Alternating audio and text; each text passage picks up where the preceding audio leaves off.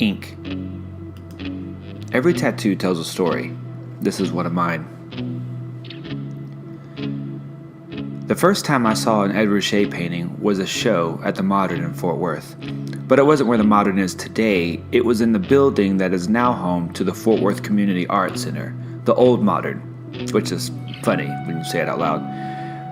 I forget the year it was, but if I had to guess, it would be around 2002 or 2003.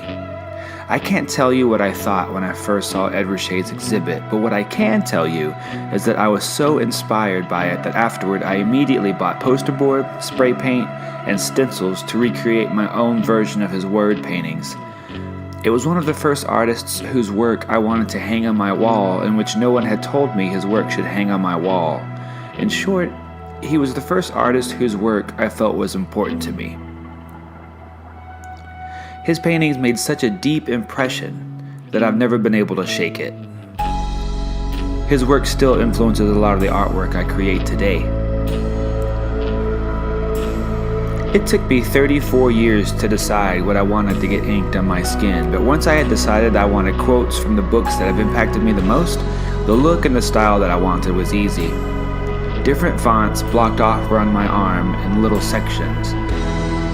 Although Ruscha isn't an author, his work incorporates so many different aspects of my aesthetic: the open road, gas stations, Jack Kerouac, fonts, words, references to film, Hollywood, and he's a photographer. What's not to like about this guy? It's just logical that I'd incorporate one of his paintings into a tattoo.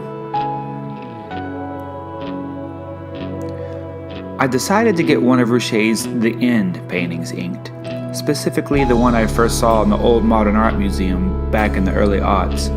It only made sense as that one made such a huge impact on me, and it has words. I couldn't have told you why then, but I love that piece because it represents the old Hollywood films as well as the reels we used to watch them on.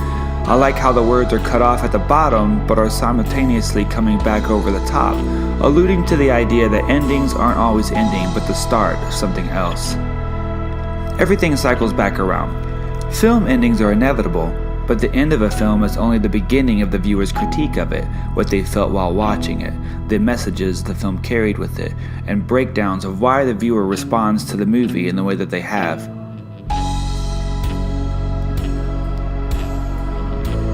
Personally, I have had many chapters of my life where endings brought new beginnings, and with it, introspective moments where I had to ask myself about the plots of those chapters, the motives that drove the characters, and why I reacted the way I have to each one of them. Some chapters are easy reads, some are struggles, but in the end, the story goes on, even after the last frame of film.